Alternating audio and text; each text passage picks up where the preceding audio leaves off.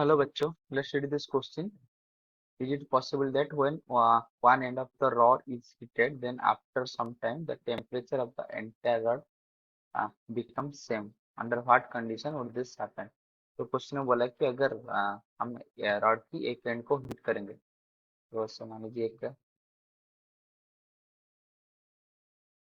Rod है, उसकी एक एंड को अगर हम हीट करेंगे तो कुछ समय बाद ये बोला है कि टोटल रॉड का जो टेम्परेचर है वो सेम होगा। ये से पॉसिबल होगा कि नहीं, अगर होगा तो कौन सी कंडीशन में ये होगा।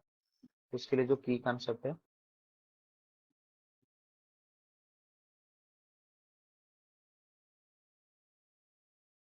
तो की कंसेप्ट इधर क्या है, तो की कंसेप्ट ये है कि अंडर इक्विलिब्रियम कंडीशन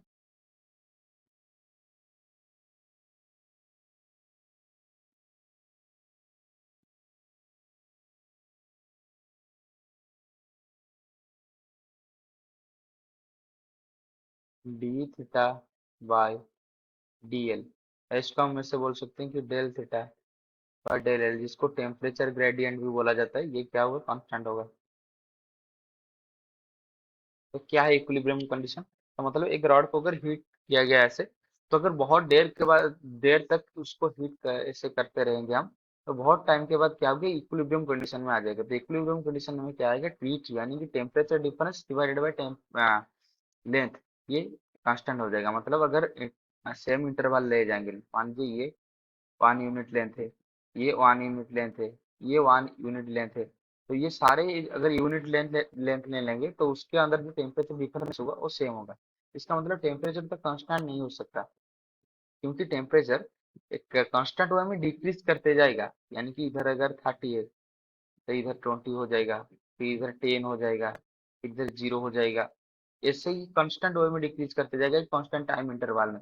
ये बोलता है एट इक्विलिब्रियम कंडीशन में ये होगा। लेकिन अगर ये हुआ तो दो केस पॉसिबल हो सकता है।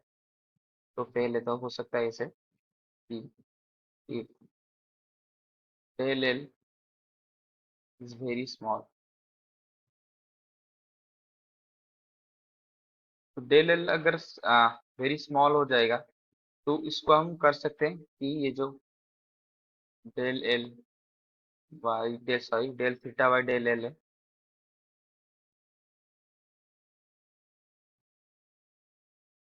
इसको हम जीरो मान सकते, इस ये कांस्टेंट है। तो अगर डेल एल बहुत स्मॉल मतलब जीरो के आसपास हो जाएगा, तो हम एक बार सोच सकते हैं कि जो डेल एल है तो जीरो हो सकता है। लेकिन बिल्कुल जीरो तो नहीं होगा, क्योंकि ऐसे नहीं हो सकता। इक्विलिब्रियम कंडीशन में टेम्परेचर कांस्टेंट में डिक्रीज करेगा। लेकिन बहुत ही छोटा अपडेट के लिए टेम्परेचर जो है नियरली सेम हो सकता है, नियरली सेम, बहुत ही नेग्लेजिबल टेम्परेचर में डिफरेंस आएगा, लेकिन नियरली सेम हो सकता है। दूसरी क्या हो सकता है, इफ ये thermal conductance is very high. अगर थर्मल कंडक्टेंस बहुत हाई होगा, तो थर्मल कंडक्टेंस मतलब क्या है, जो थर्मल कंडक्टेंस हाई होगा इसका मतलब जो हीट करंट है, rate of flowing heat in the conductor है वो बहुत ज्यादा रहेगा। तो ऐसे होगा तो रॉड में बहुत जल्दी हीट फ्लो करना स्टार्ट हो जाएगा। तो जो डेल थीटा है वो नियरली इक्वल टू जीरो हो सकता है। लेकिन ये जो केस है ये तो बिल्कुल डेल थीटा जीरो नहीं हो सकता कि बिल्कुल कांस्टेंट रहेगा। हाँ, उसकी थोड़ा आसपास रह जाएगा कि जो डेल थीटा है बहुत ही नेग्लेजिबल होगा उसका चेंज।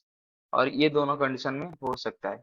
लेकिन यार इक्विलिब्रियम कंडीशन में ऐसा नहीं हो सकता, इन जनरल केस ऐसा नहीं हो सकता, क्योंकि टेम्परेचर इक्विलिब्रियम कंडीशन में बहुत टाइम के बाद वो ऐसे अरेंज हो जाएगा, एक पर्टिकुलर यूनिट टाइम के इंटरवल के बाद वो यूनिफॉर्मली डिक्रीज होते जाएगा। I hope you have understood this question. Best of luck.